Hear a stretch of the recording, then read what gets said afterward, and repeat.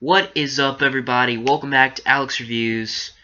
And so, if this video looks a bit like crappier than all my other videos so far, not my fault. Just things had to be this way, and I'm having to record off of a different camera now. So, yeah, that's that deal. And this might be the way it is from now on. I don't know. We'll just have to see how this goes. Anyways, it looked good after I just failed a recording, so it seems fine. Anyways, the Hateful Eight. Also, I'm sick, so I'm going to try and keep this short. And if I sound wrong and don't explain stuff all the way, ask in the comments. I will definitely clear things up. The Hateful Eight. This is Quentin Tarantino's 8th film. Unironically, he made this title because it's his 8th film. And it's really what you expect from a Quentin Tarantino film. It's really good. And so why is it that way? Let's find out. The originality of the film. I give this film 3 out of 5 on the originality. It's kind of like a Western, and it kind of takes those Western, just like things that you would have in Western films, stereotypes maybe, and you plug them into this film. But it does some things to twist things up, so I'm going to give it a 3 out of 5. The predictability of the film. This isn't that predictable of a film. When are Quentin Tarantino films ever predictable? Now, I kind of did think that, like, a bunch of people were traitors together. My dad and I watched this together, and we both thought that. We looked at each other and said, there's like half of them working for somebody. It's going to be like a 4-on-4 because it's 8, the Hateful Eight. So like a 4-on-4 thing. And that's kind of what it was. But overall, a 4 out of 5. The characters in this film. I love the characters in this film. Probably my favorite is probably just Major Warren himself, but also I really like Daisy Domergue, and I always like Oswaldo for some reason. I don't know. He was just a very interesting character. But all of these characters are interesting, no doubt about it. 10 out of 10 on the characters in this film. The story and the plot. The story and the plot of this film.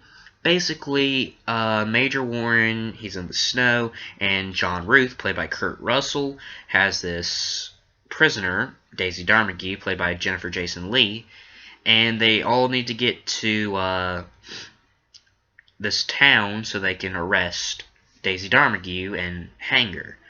Anyway, so they come up to this bar, and there's like these people here, like Oswaldo and Joe Gage and Bob and all them people, and they just start fighting, and apparently Daisy Domergue's a part of the gang, and so is Joe Gage, Oswaldo, Bob, and Channing Tatum, who's also in this film for some reason. I don't know, when I saw it in the title screen at the beginning of the movie, I was like, and Channing Tatum, what? He's the last one mentioned, which means he must have some purpose on the plot. I wonder what he's going to be. But he doesn't do a bad job in this film. But, so that's really the plot, and I think it's a little bit weak, or a little bit, and it's weak because it's lengthened out. This is nearly a 3-hour film, and I think if they didn't lengthen it out so much, it would be a lot, not a lot, but a little bit better. So I'm going to give the story and the plot a 9 out of 10. The moral of the film. The moral of this film is basically, well, I would say just don't trust anybody, but really you can pick up whatever moral you pick up from this film. But you don't trust strangers, really, and you shouldn't. So I'm going to give it a 10 out of 10. Is it or will it be dated? I don't see this film being dated at all. Unlike most westerns, it's kind of a bit modernized, and that's because it was made in 2015. So that has that about it. So 5 out of 5 on that. The pacing of the film. Now, like I said with the story and the plot, I really like this film, but it's a little bit too long for my taste. And it's not just because I have a quick attention span, because I don't. In fact, I have a fairly prolonged attention span. But the film kind of gets a little bit boring in the middle, when nothing is happening except everybody is talking. And that kind of slows it down a little bit, and because most of this film is fast. This felt like I watched about an hour and a half to a 2-hour film, but that like 25 to 30 minutes was a bit of a waste of 25 to 30 minutes of film. So I'm going to give it a 4 out of 5 on the pacing. The impact of the film. I mean, when all these characters started dying, I felt bad for them because, you know, I'd actually believed them and I'd liked them and everything. So, a 10 out of 10 on the impact. Does it hit the target audience and beyond? Honestly, I would think so.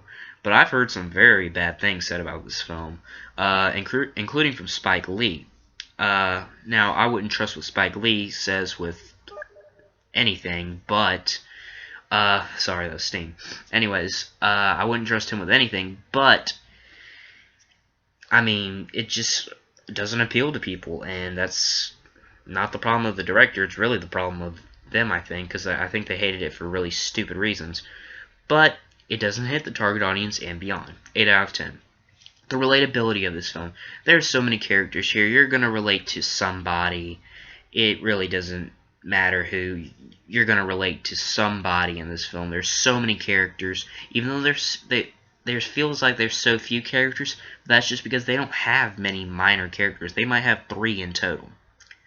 The acting of this film. So, these guys do a good job. We have Samuel L. Jackson, Kurt Russell, Jennifer Jason Leigh, Walter Goggins as Sheriff Chris Mannix, Demian Richer, I believe that's his name, is Bob, Tim Roth as Oswaldo, Michael Madsen as Joe Gage, Bruce Dern as General Sandy Smithers, James Parks as O.B., and Channing Tatum's in this film. I think they all do a wonderful job. I don't think it's the most perfect acting for people like Demian Richer, and sometimes Walton Goggins seems a bit too unrealistic, but overall, I really do like Walton Goggins. Anyways, I like it overall. 9 out of 10 on the acting. And the total enjoyment I got out of this film. Going into this, I thought it'd be a 10. When it came out of it, a 9. Why? The film is way too long for my liking. It just drags itself out and drags itself out and drags itself out. So, yeah. That's why I give it a 9 on the enjoyment. Overall, this film gets a 9.1 out of 10, which is still really good, despite me having some picks with the film, especially for it being a bit of a longer film. Now, I very much so apologize for not being fulfilling my promise of my schedule and doing something I promised this Wednesday. That's coming out this Wednesday for sure. I actually have the script written up. It was just I thought I was going to review this one thing, and then I didn't want to do that anymore, so I scrapped the idea and got something else and plugged it in there.